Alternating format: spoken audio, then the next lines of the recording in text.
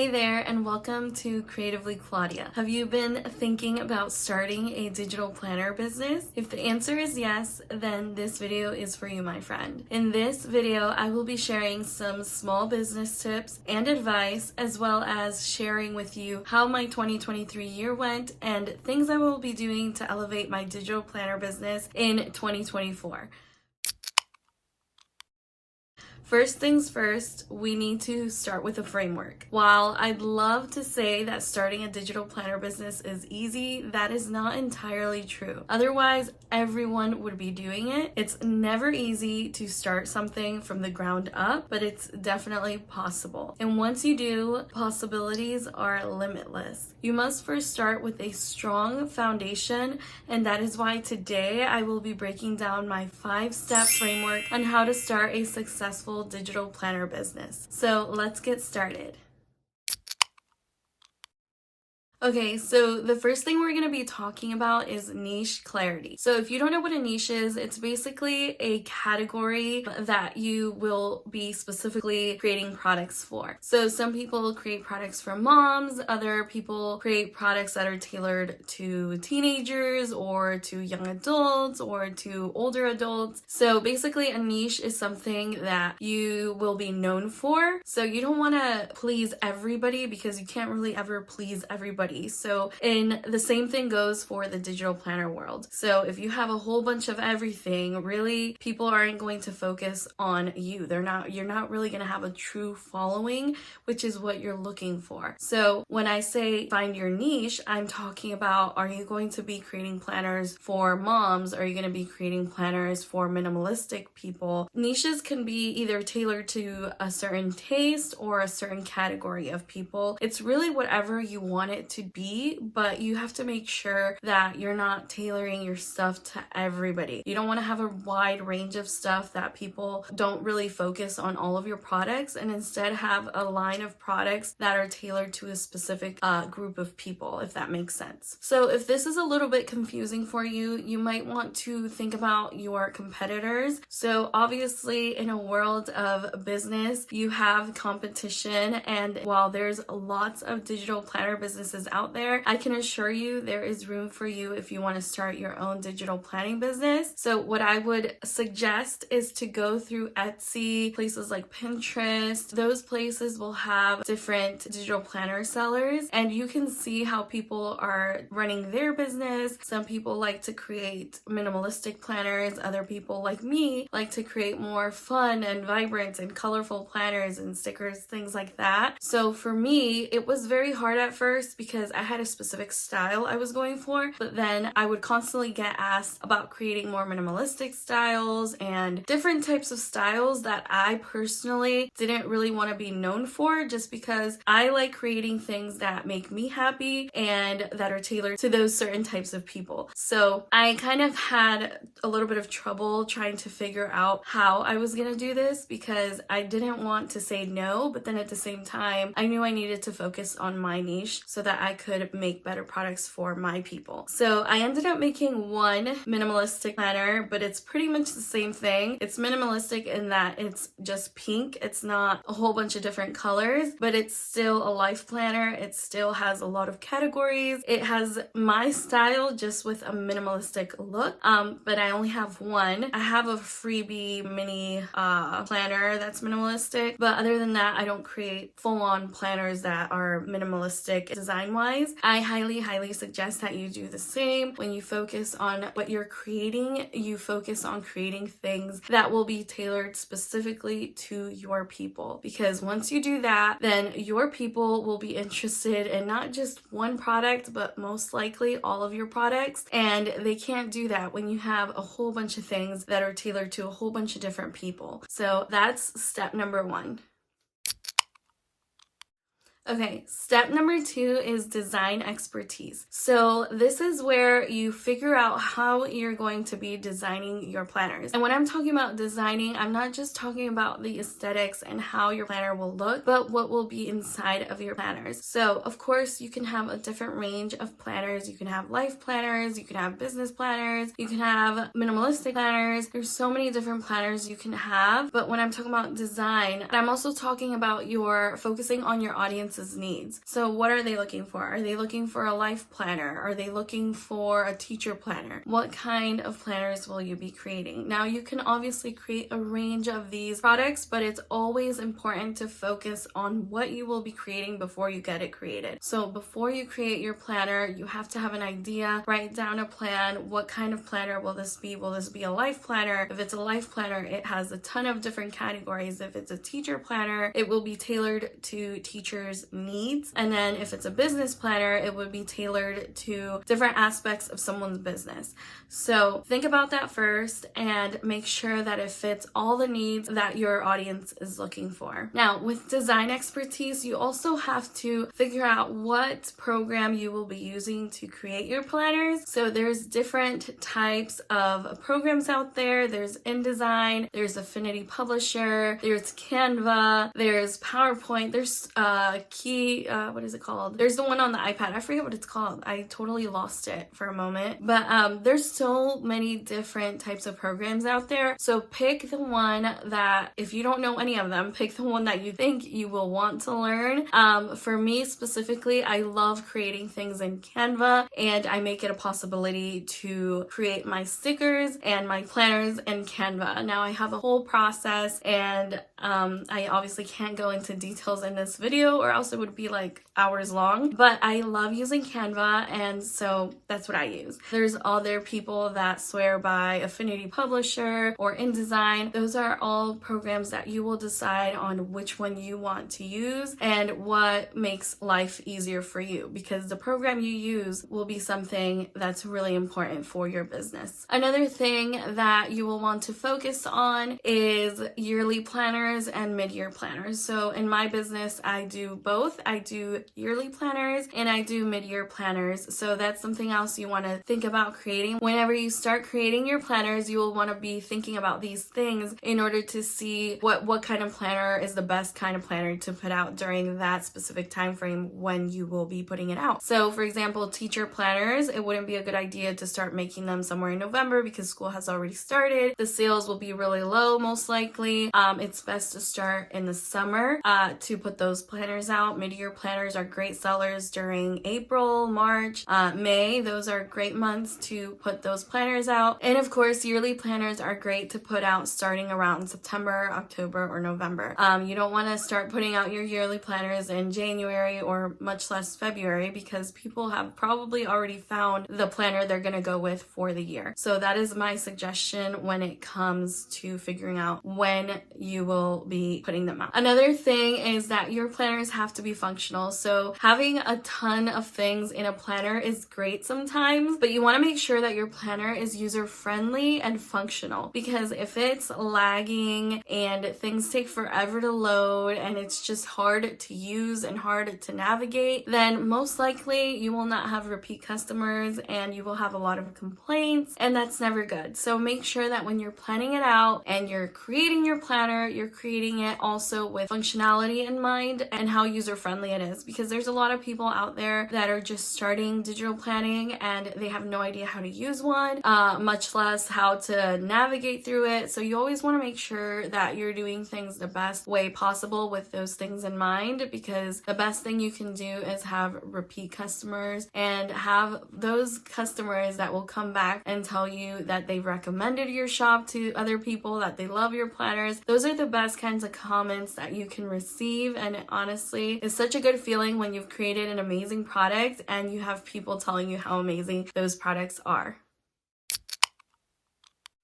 Okay, step number 3 is strategic marketing. Now, this is when you've got your planners put together, you've got them all set up in your shop, and you are ready to put them out in the world. You want to show them off and you want to put them everywhere so that you can get those sales rolling in. So a great thing to do is to create a marketing plan. So for example, if you have an email list, if you have social media, those types of things, if you're going to be running ads, those are all different marketing techniques techniques you can use in order to put your planners out there. Of course, when you're just starting out, the following and the email list and maybe the money for ads will be low. It really is all personal, and it's something you have to think about. When I first started, I had 0 followers, 0 email subscribers, 0 subscribers on YouTube. Everything was at 0, and that's always how it begins. And sometimes it's really hard to see such a low following and think that this will eventually turn into something that's actually bringing in sales. But trust me, consistency is key, which is why I suggest that you stay consistent with your marketing strategy. So if you're using social media to promote your products, which is great, I suggest you stay consistent. And that is something that I've personally been lacking in. I've definitely been lacking, and I definitely could do better. But at this point, my planners are kind of on autopilot. So I consistently get sales despite the fact that I am not consistent in my marketing, which I know I should be better, but I try my best, and sometimes life gets in the way and I can't. But when you're first starting out, I highly suggest that you do your best to stay consistent with your social marketing, promotions, and growing that email list, because once you grow an email list, it makes it easier to put your products out there, let everybody know that you are ready to sell your products, and let everybody know that you've got a new product coming. And these people that are subscribed to your email list, those people are the ones that will most likely buy from you because they've signed up to your email list, they like your products, they like you, and so these are the people that will be buying from you. So I highly suggest that once you start your business, you start an email list as well. And ads, I don't really run ads. Sometimes I do, I've tried, sometimes they work, sometimes they flop, and it's a loss. So it really depends on how you want to do things. I'm not an expert in ad marketing. I'm not an expert in that area, but I know it's worked for a lot of people and it's been successful for a lot of people. And it's something that I'm definitely looking forward to working on in the future once I have more profitability coming in so that I can actually put that money towards ads. But some people go straight to ads and they're successful, and it's all about trial and error and figuring out what works for you and your business. Okay, step number 4 is a profitable launch mastery. So launching a product is one of the most exciting things I think that exists in the digital planner world. Once you create your products, launching them out and putting them out into the world is so exciting, and it kind of goes hand in hand with marketing. But when I talk about launching and actually mastering the art of launching, I'm talking about having a launch plan. Okay, you got like a list, like a check mark list, and you're checking off things as you go. You're like, okay, I have to do this, and this to get ready for my launch. So create your launch plan so that you can have a more successful launch. Make sure that everything's in order. You've created marketing materials, you've created your emails, you've created your videos, your reels, all those things. Maybe you've set money aside for ads, and then you've put that all together, and then you put it all out into the world, and you've got a profitable launch plan put together. Now, one of the greatest things you could do when creating your launch plan is actually building anticipation for a product that's about to launch. So for example, last year when I was launching my mid-year planners, I believe, and also when I was launching my 2024 planners, I built anticipation. I let them know what was coming and that something was coming soon. I gave little sneak peeks into what I was creating, things like that, building up anticipation. Trust me, your followers will be excited about a new product coming out, so that once you actually do release that product, you've got that excitement built up and they're excited to buy from you, to buy your new products. So definitely have a launch plan in hand. I know this might just be something that you might just want to look over and not really care about, but trust me, I've worked with some successful businesses, successful online businesses, and I can tell you one thing, they all have a launch plan because it's definitely important. And it's even better because because when you launch something else, you already have this checklist that you've created in the past, so it makes things easier. And at the first launch, it's not gonna be easy. It's gonna seem like it's so hard and difficult, but once you start working on it and you do it one time and you do it 2 times and you continue to do it, it gets easier and easier and easier. It's like practice makes perfect. So once you continue to practice this launching plan, you've already got an idea on how to make it successful. Okay, the last step number 5, is customer relationship building. Okay, so this one is extremely important because you want to create a lasting effect on your customers. You want to build a community. You don't want to just sell and those people like don't come back and they forget about you. No, you want to create a community. So things like creating Facebook groups for your digital planners, things like creating an email list, putting things out on social media, and always making sure you answer back to your emails, your messages, your comments, and building that relationship with each customer that comes your way. I can guarantee that that is so important when creating a business because it builds the strength between you and your customers. And even if it's someone that's not going to comment on your things, but then they see that you comment back to other people, they're like, okay, this person's legit. This person is somebody I can trust. And just seeing that back and forth communication is key to a successful business because no business is successful without any genuine relationships. You want to make sure you try your best to grow relationships with your customers and make them feel like their needs are being met and like you're creating things based around their needs. I've had customers ask me if I can create certain freebies or certain products, and I've done my best to be able to create those things because I want them to know that I care about them and I truly care for their needs. And I genuinely do. This is why I love doing what I do because I actually enjoy doing it. And when people come to me and ask me for certain things, I'm like, yes, like I'll do my best to create whatever it is that you're asking for because my goal is to be able to provide for their needs. Another thing I like to do in order to build on creating a strong, lasting relationship with my customers is I provide freebies. So every Friday I try to put out a freebie, which will be something that they can use in their digital planners or in digital notebooks, things like digital stickers or digital templates. Those types of things are things that I create that they really don't take that long to make, but I know it will be beneficial to them. And I know that once they receive it, they'll feel like, oh wow, thank you so much. You know, it's like receiving a gift from someone. And that also builds on the trust that they have with you because if you're receiving things for free from someone, you're eventually going to feel some type of trust for them because you're receiving things for free. And now I do this in order to build my email list, build my community, and build a stronger relationship with my customers.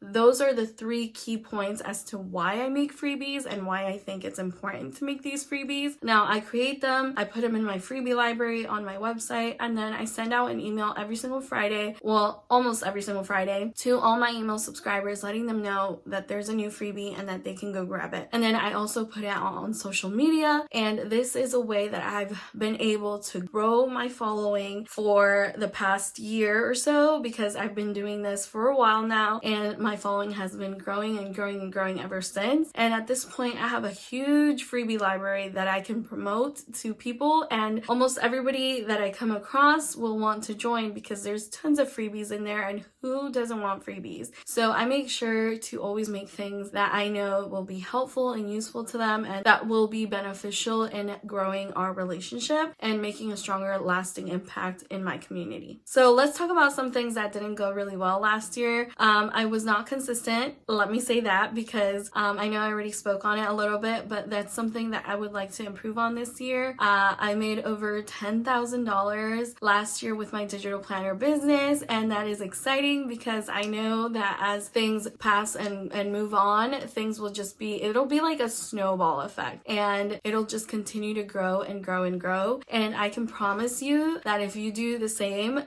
you will also have that same effect and you will be successful. It's just, all it takes is consistency. Create products that people will love, create high quality products based around people's needs, and I guarantee you, they will love it and you will be successful. And there you have it, a deep dive into each step of my framework that's been the secret sauce behind my digital planner business's continuous growth. If you're itching to dive even deeper into each of these steps, then I have something special for you. I've got a mini course where I'll personally guide you through each inch of this framework. Plus, there's a workbook packed with actionable steps to kickstart your journey to success. So if you're ready to start those planning dreams and turning them into a reality, let's make it happen together. So until next time, happy planning.